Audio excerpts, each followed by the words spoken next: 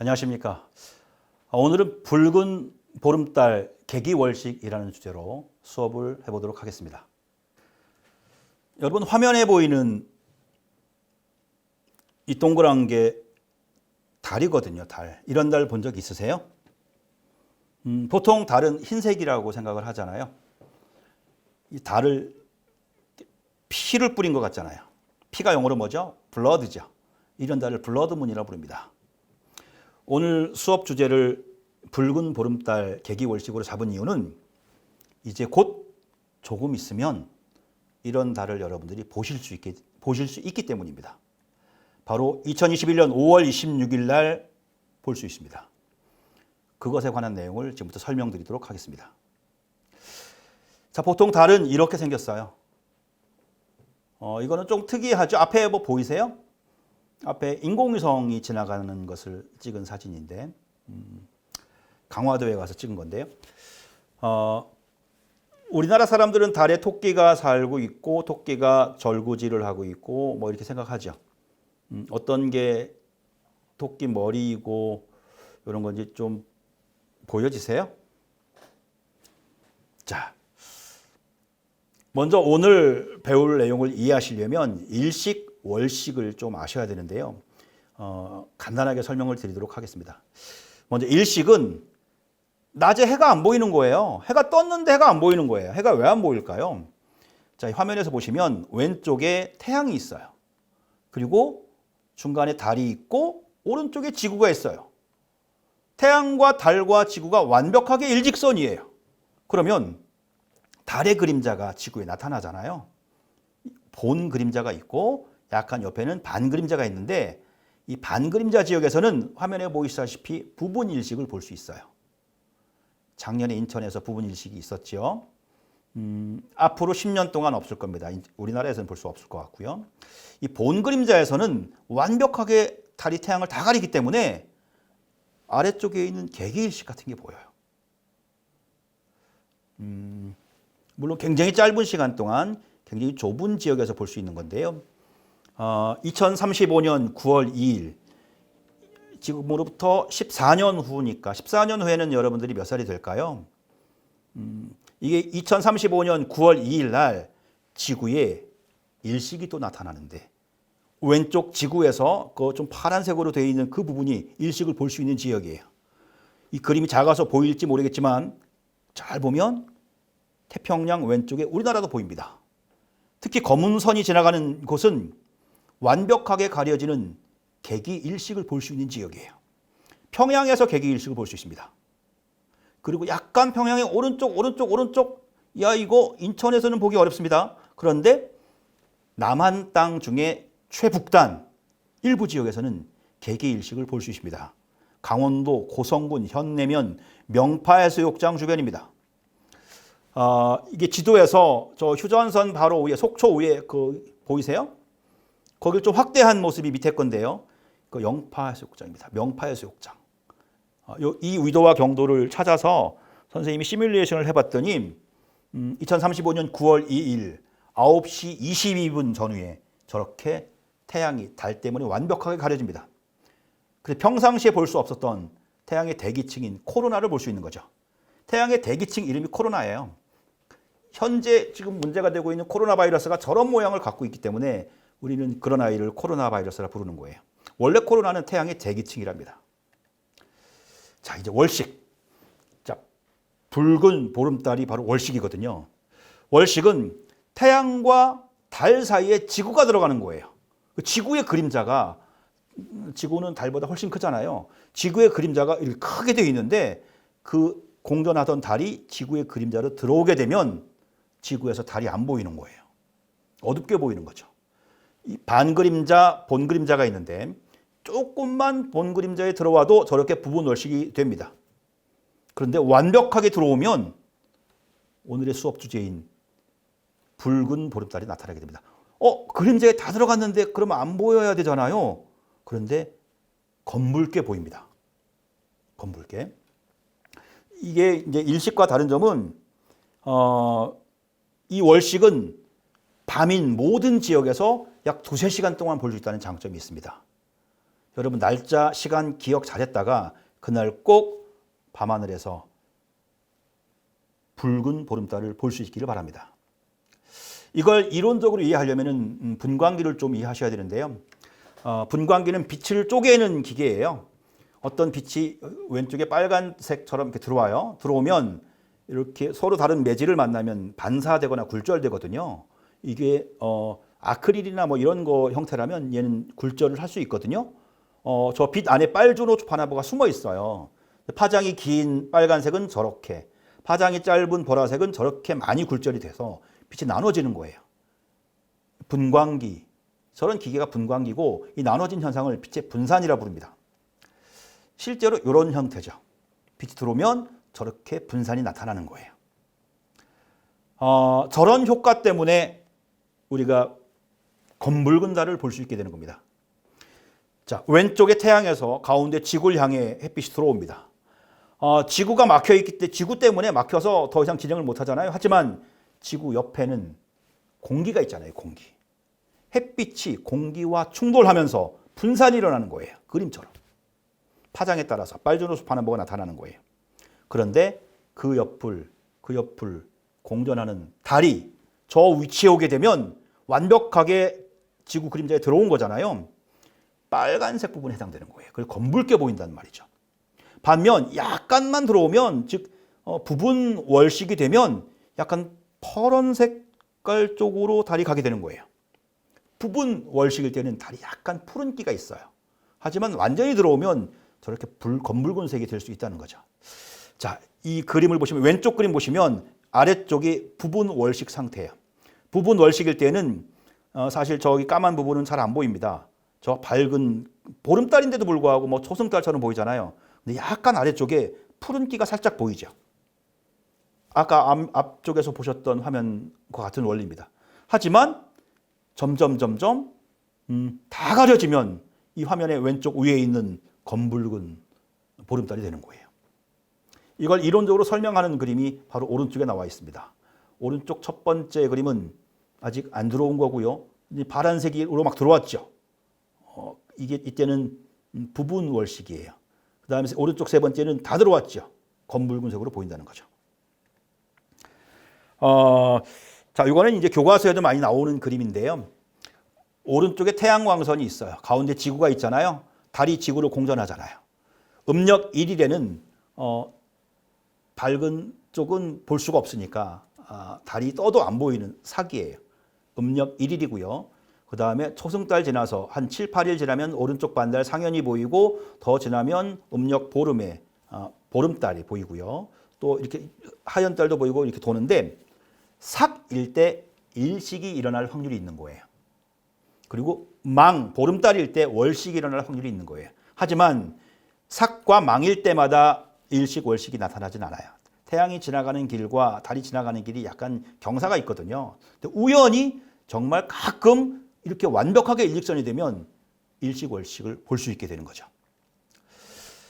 자, 이거는 2009년도에 고등학교 3학년 모의고사 문제집에 나왔던 문제인데요. 바로 조선시대 말기의 화가인 신윤복의 월화정인입니다. 오늘 월화정인에 대해서 아마 선생님 여러분들이 학교에서 많이 배웠을 수도 있는데 학교에서 배우지 못한 것도 분명 있을 거라고 생각이 들어요. 월화정인을 선생님이 분석해 드릴게요. 자, 월화정인입니다. 가운데 이게 책 수첩이에요. 수첩을 이렇게 핀 거라서 가운데 접은 자국이 있는 거죠. 선생님은 뭘 가지고 좀 설명을 할까요? 오늘 달 배웠는데 저 달을 설명을 할까요? 자, 선생님은 무려 5가지나 설명을 할 거예요. 과연 이 신윤복이라는 사람은 누구인가? 그리고 여기 사람이 2명 있잖아요. 옷을 입었잖아요. 이 사람들이 입은 옷은 뭘까? 그리고 왼쪽에 이 어떤 건물 하나가 있죠. 건축 양식도 분석해 드릴 거예요. 그리고 좀 한문으로 쓴 이상한 한시가 있죠. 이것도 분석을 해드리고요. 자, 중요한 것은 저 위에 있는 달입니다. 달 때문에 이 조선시대 후기의 건축 양식도 우리가 알게 됐고요. 이 의복도 알게 된 거예요. 조선시대 말에는 이런 옷을 입었구나를 바로 이 그림 하나로 모든 것을 알게 됐다는 얘기죠. 자, 신윤복 1758년에 태어났습니다. 하지만 언제 죽었는지 기록이 없습니다. 호는 회원입니다. 이 사람의 직업은 국가기관, 그러니까 그림을 그리는 국가기관이 있었어요. 도화서라는데 거기 화원 출신인데 이 사람이 그림을 그리는데 조금 이상한 그림만 그려요. 그래서 이 사람이 나중에 쫓겨나요. 그래서 언제 죽었는지는 우리가 알 수가 없는데요. 이 신윤복은 김홍도, 김득신과 더불어서 조선시대의 3대 화가 중에 한 명입니다. 그 당시 신윤복이 살았던 이 시대에는 중국의 그림을 모방해서 그리는 것이 유행이었대요. 근데 신윤복은 그런 모방 그림을 그리지 않고 실제로 어떤 사물과 거의 똑같이 그리는 것으로 유명했답니다. 똑같이. 자, 앞에서 본 이 그림, 그 당시의 건축 양식과 옷을 똑같이 그린 거라는 거예요. 이 사람이 그린 그림이 사실은 별로 없어요. 없는데 수첩 하나가 있는데 거기에 30개의 그림이 있습니다. 지금 국보로 지정되어 있고요. 바로 월화정인도 그 그림 중에 하나입니다. 첫 번째, 이 사람들이 입은 옷을 분석해 보았습니다. 먼저 남자가 입은 옷, 이런 것들 입었는데요. 조선시대에는 계급이 있었습니다. 계급. 양반이 있었고 그 밑에 중인이 있었고 그 밑에 상민이 있었고 그 밑에 천민이 있었습니다. 이 사람이 입은 옷은 양반이 입는 옷이에요. 바지 입었죠. 저고리 둘렀죠. 그리고 두루마기라고 겉에 걸친 거예요. 근데 이 그림만으로는 이게 여름에 입는 홑 두루마기인지 겨울에 입는 소음 두루마기인지 봄, 가을에 입는 겹 두루마기인지를 알 수가 없어요. 이 여자가 입은 옷, 이 여자는 이런 정도의 옷을 입은 것은 양반이 아니고 그 밑에 중인이랍니다. 짧은 저고리, 풍성한 치마, 당의, 이게 뒤집어 쓴 게 당의예요. 근데 이 당의가 홑 당의인지 겹 당의인지를 이 그림만으로는 모르는 거죠. 하지만 저 달 보이세요? 달 때문에 전부 밝혀지게 되는 거예요. 자, 조선시대 건축 양식입니다. 여러분들 잘 어려우실 거고 잘 모르실 거예요. 조선시대에는 이렇게 세 가지 형태의 건축 양식, 지붕을 올리는 그런 양식이 있었답니다. 여기 있는 그림은 바로 주심포 양식입니다. 무의사라는 절의 극락전이 바로 주심포 양식으로 올린 거고요. 오른쪽에 다포 양식, 이거는 해인사에 있는 대적광전인데요. 저렇게 두 개 이상의 어떤 그 겹을 만든 것들이죠.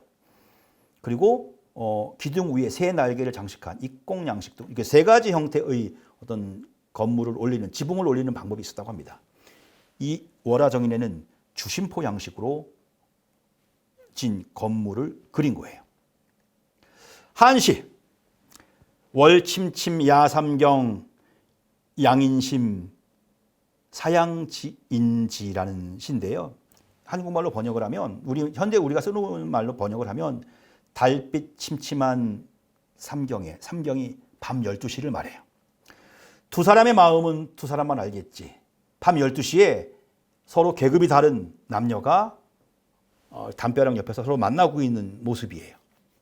자, 저 달은 몇 시에 그렸을까요? 삼경, 밤 12시에 그렸다는 겁니다. 왜 선생님이 이런 말씀을 드리냐면, 조선시대 한양에서 밤 12시에 저렇게 낮게 뜬 저런 초승달이 밤 12시에 그런 일은 없다는 거예요. 과학적이지 않다는 거예요. 저런 초승달은 거의 초저녁 7시, 8시에 다 져버립니다. 그럼 저 달은 뭐야? 신윤복이라는 사람이 저 달을 꾸며서 그린 걸까?